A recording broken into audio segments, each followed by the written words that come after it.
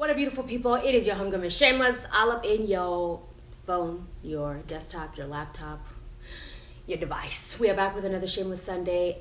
So this week I asked you guys on my Snapchat, what should I talk about in the next video?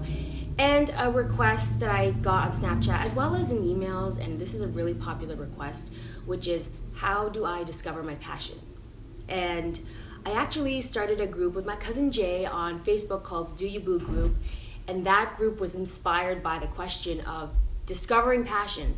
So we created a challenge of 15 weeks and 15 videos and a downloadable PDF. I will put everything here in the description box, but ways to discover your passion. And that's there for you guys to download and take on. But the first and important question is, what do you like?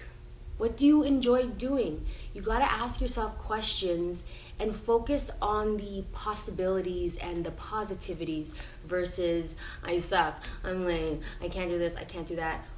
Just try to focus in and hone in on you and what your strengths are, what your weaknesses are, and then most importantly, doing things, living life beyond social media.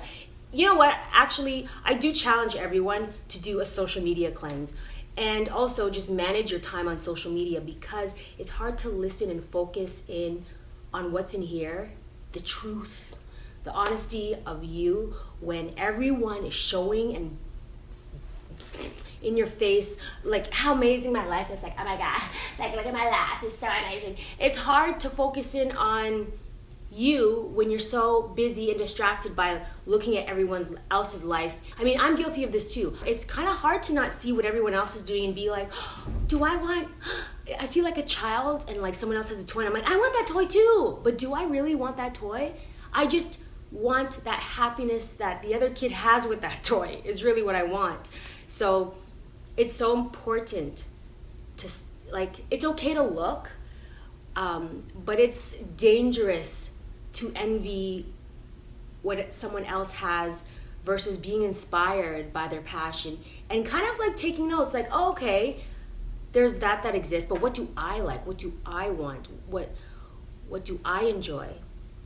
And the more you can do, like when I was young, I did arts and crafts. I also had a freaking bomb mom who enrolled me and my brother in a bunch of after school activities, and they were either free or super cheap because they were part of like Parks and Rec. Affordable, I'm talking, guys. So if you have kids or if you yourself are young, look into, you could be anyone. Look into programs that are affordable or free that you can join. I did synchronized swimming, high diving, swimming, calligraphy classes, painting classes, dance, acting classes. I did so many classes and courses that because I did so much, I was able to be like, I like this, I like that. And sometimes it doesn't have to have the weight of the world on your shoulders in discovering your passion. I do think that some of us feel a pressure to choose something right now, when I've found through my personal experience, just riding the wave, just doing the things that I enjoy doing, and then stopping to ask myself, oh, how can I take this and like move it here? Or how can I get inspiration here and like just kind of keep it moving? But the important thing is to do you boo. And that's not just a saying, but it's to actually do you by doing things and not just absorbing everyone else's life and doing nothing and getting stuck in your head, but to do something as simple as going out on the weekend with your friends or your family, or even by yourself. There are art galleries, there are exhibits, shows all across town. Even depending on where you are, you might even have like a small theater production that's playing.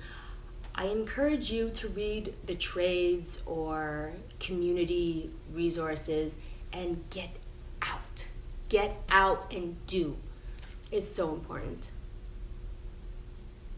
So I did a lot of that growing up. I did a lot of stuff, and I was able to kind of distill what I enjoy doing, which is storytelling essentially, and doing that in the form of acting and producing.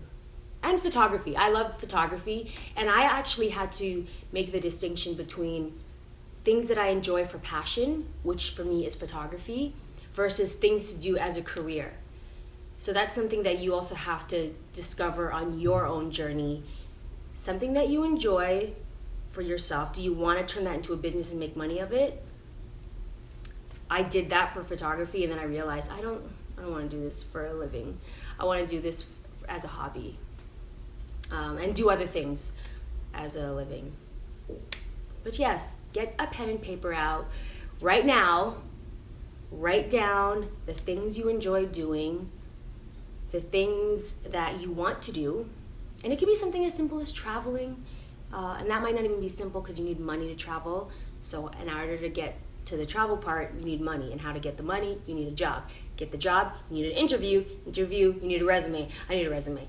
There's lots of steps involved, and just focus on one step at a time to get here.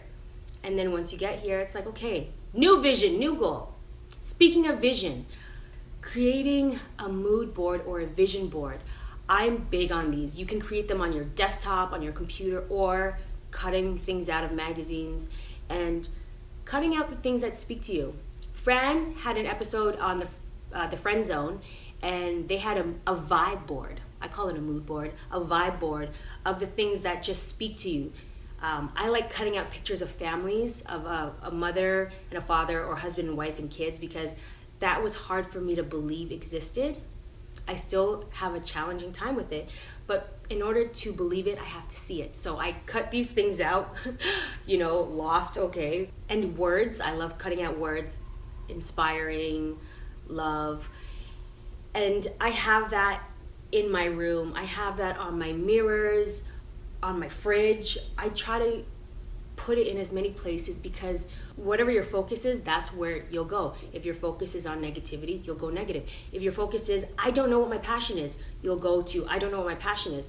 If your focus is, I'm going to discover what that is, it will figure it out. So focus on the cans, the do's, the things that are tangible and are constructive and that will move you forward, versus everything that you suck at in life, how inadequate we are. I'm not good enough for this. I'm not good. Like that, I would focus on strength and weakness. I'm good at this. I'm not so good at that. But it has to be constructive, and it has to come from a place of healthy growth versus toxic self-sabotage.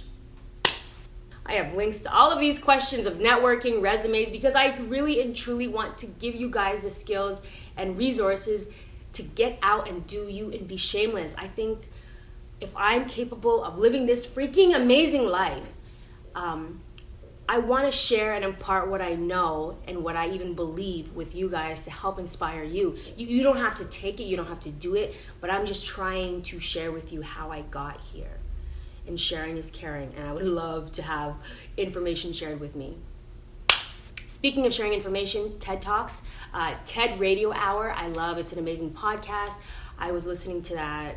I listen to it every week, but this one episode on work, the meaning of work, was a really interesting listen, so I'll put that here as well. And yeah, comment below and let me know what other talks you'd like to have and what questions this video has inspired. And remember to do you, boo. And be shameless. Yes, God. Go to my Facebook group. Oh! I have doubts. I am a very faithful person, but I have doubts. And how do I know that person? And I decided to break it down for you. Break it down. And it's all about networking.